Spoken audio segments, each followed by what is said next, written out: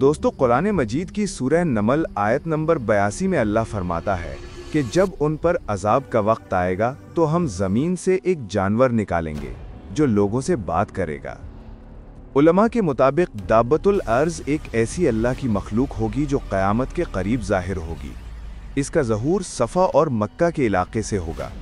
یہ عام جانور نہیں ہوگا بلکہ ایک عجیب و غریب مخلوق جسے اللہ خاص مقصد کے لیے پیدا کرے گا۔ یہ مخلوق نکلتے ہی لوگوں کے ایمان کی حقیقت ظاہر کرے گی۔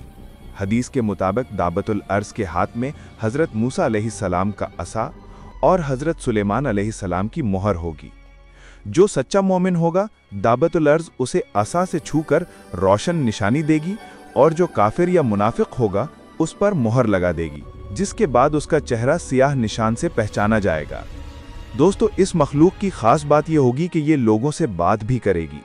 وہ انہیں بتائے گی کہ تم نے اللہ کی آیات کو جھٹلایا، تم نے حق کو نہیں مانا۔